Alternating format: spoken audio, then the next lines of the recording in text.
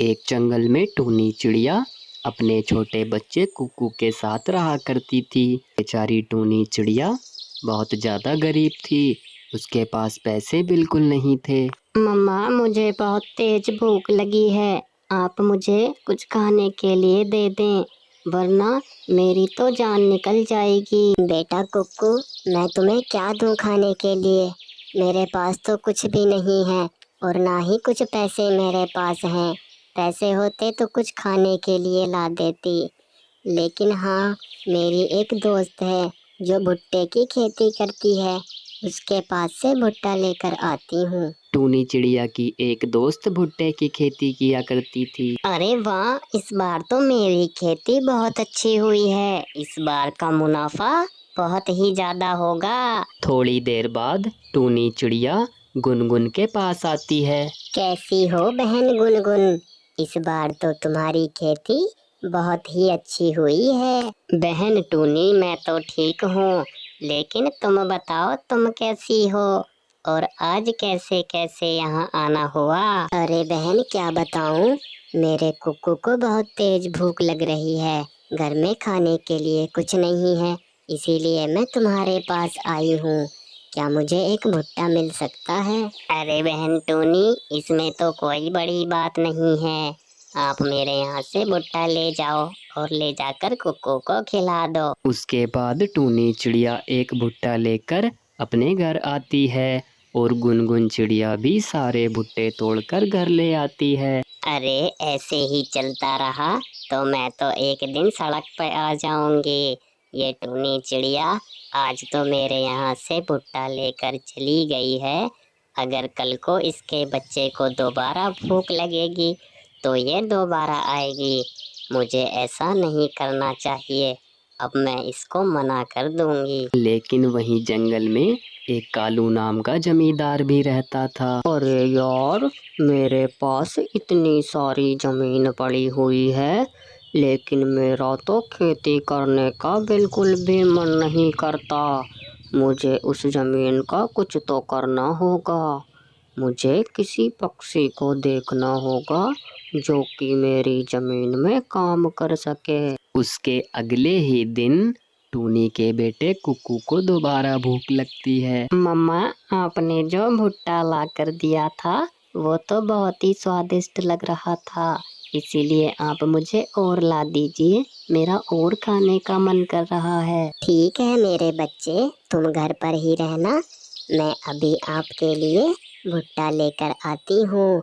वैसे भी मेरी दोस्त कह रही थी कि आप आराम से यहाँ से भुट्टे ले जा सकती हैं। उसके बाद टूनी चिड़िया भुट्टे लेने घर से जाती है और अपनी दोस्त से जाकर भुट्टे मांगती है। देखो टोनी चिड़िया, चाहे तुम्हें अच्छी लगे या तुम्हें बुरी लगे, लेकिन मैं तुम्हें अब भुट्टा नहीं दूंगी, क्योंकि मेरे भी खर्चे हैं, मेरे भी तो बच्चे हैं, मुझे भी उनका खर्चा निकालना पड़ता है, और तुम तो फ्री में मुझसे भुट्टे ले जाती हो। इतना सुनकर टूनी चिड़िया वहाँ से आ जाती है। बेचारी को ये सब बातें सुनकर बहुत दुख हुआ था, क्योंकि उसको नहीं पता था कि उसकी दोस्त उसके साथ ऐसा भी कर सकती है। मुझे नहीं पता था कि गुनगुन तुम भी ऐसी निकलोगी। अगर मुझे पता होता तो मैं कभी तुम्हारे पास ना आती। लेकिन अब मैं कुक्कू से क्या कहूँगी, उसको भुट्टा कहाँ से ला कर दूंगी? उससे कह दूंगी कि गुनगुन घर पर नहीं मिली और मुझे कुछ तो करना ही होगा। कल सुबह को कालू जी के पास जाऊंगी, उनसे यहाँ से जमीन ले लूंगी, फिर उसमें मैं खुद की खेती कर लूंगी। उसके अगले ही दिन टूनी चिड़िया कालू जमींदार के पास जाती है। अरे हाँ टूनी चिड़िया, तुमने अच्छा किया, तुम मेरे पास ही जमीन लेने आई हो। मैं तो खुद बहुत दिन से सोच रहा था कि कोई पक्षी को अपनी जमीन खेती के लिए दे दूं, लेकिन मेरी एक शर्त है, जमीन में जो खेती होगी उस खेती का आधा आधा होगा। ठीक है कालू जी, मुझे आपकी ये शर्त मंजूर है। मैं आज शाम को ही आपके खेत में बीज डाल दूंगी। फिर उसी दिन शाम को टूनी चिड़िया कालू के खेत में भुट्टे के बीज बखेर देती है। अब देखना तुम गुनगुन, तुम अपनी खेती पर घमंड करने लगी थी और तुमने मुझे मेरे बच्चे के लिए भुट्टा देने से भी मना कर दिया था। अब मैं खुद की फसल उगाऊंगी और अपने बच्चे को पेट भर कर भोजन कराऊंगी। धीरे धीरे कुछ समय ऐसे ही गुजर जाता है। कुकू बेटा, एक काम करो, आप घर चले जाओ, मैं खेत पर जा रही हूँ, देख कर आती हूँ फसल कैसी हुई है। फसल तो टूनी की बहुत अच्छी हुई थी। अरे वाह, कितनी अच्छी फसल हुई है मेरी, कितने पीले पीले भुट्टे लग रहे हैं। आखिरकार मेरी मेहनत रंग लाई। बेटा कुक्कू, अब तुम्हें पेट भर के भोजन मिलेगा। इसमें से कुछ भुट्टे तोड़ लेती हूँ, वो मैं घर ले जाऊंगी। बचे हुए भुट्टे कालू जी को दे दूंगी। उसके बाद टूनी चिड़िया भुट्टे तोड़कर घर ले आती है और लाकर कुकू के आगे रख देती है। अब उसको भोजन की कोई भी दिक्कत नहीं थी। बेचारी टूनी चिड़िया की अभी नई नई शादी हुई थी।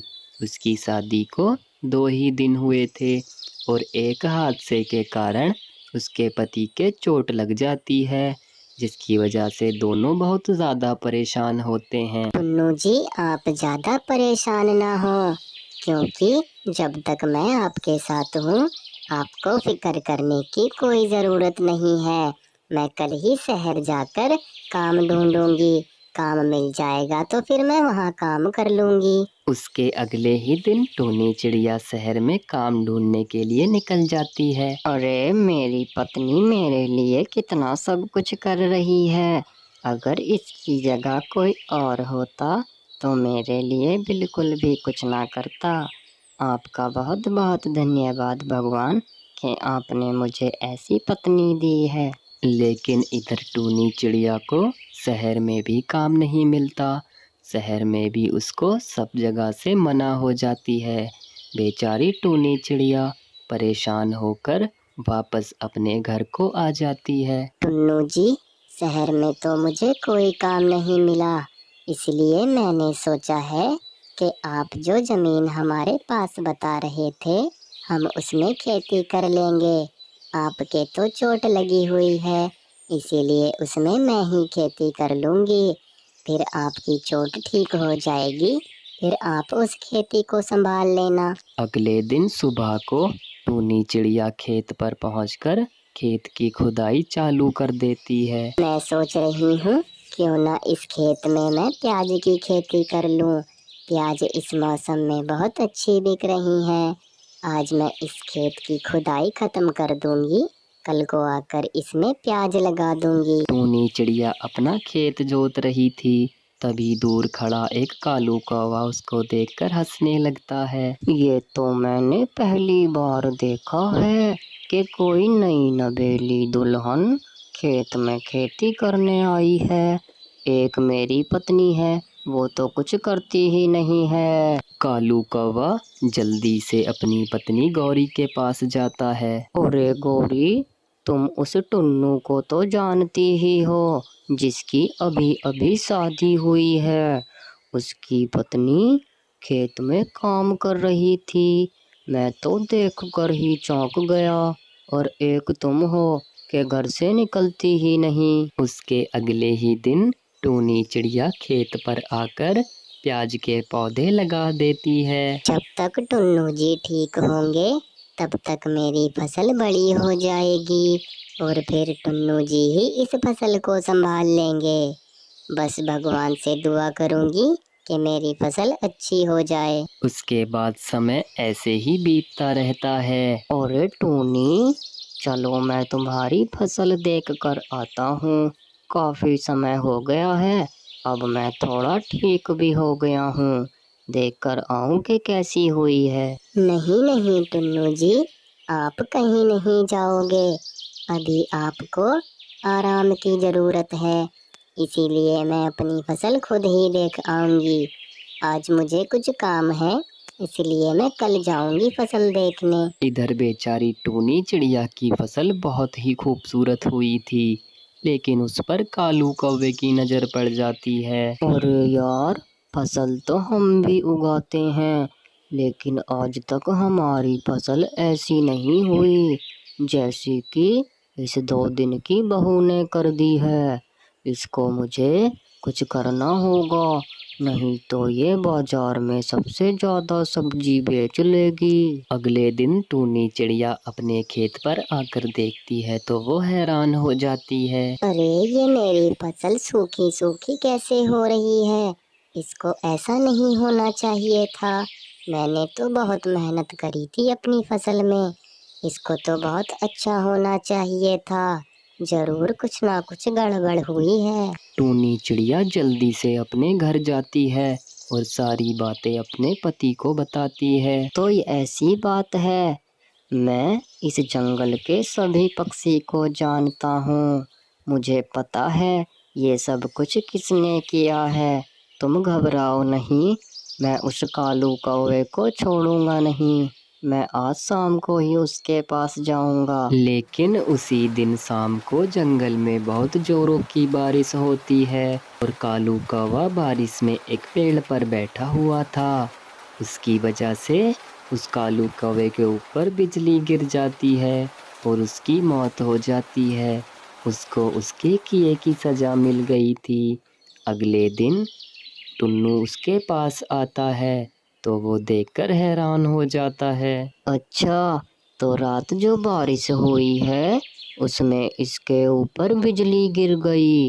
अच्छा हुआ इसको इसके किए की सजा मिल गई, वरना मैं इसको छोड़ता नहीं। टुन्नू चिड़ा जल्दी से अपने घर आता है और सारी बातें अपनी पत्नी को बताता है। टूनी, मैं कालू के पास गया था और उसके ऊपर रात बिजली गिर गई है जिससे कि उसकी मौत हो गई। ये तो बहुत अच्छा हुआ टुन्नू जी। उस कालू को उसके किए की सजा मिल गई। अब हम एक नई खेती करेंगे। मैंने सुना है बाजार में गोभी बहुत ज्यादा बिक रही है, तो इसीलिए अब हम गोभी की खेती कर लेंगे। फिर टूनी चिड़िया और उसका पति दोनों मिलकर बहुत ही अच्छे से गोभी की फसल तैयार कर लेते हैं।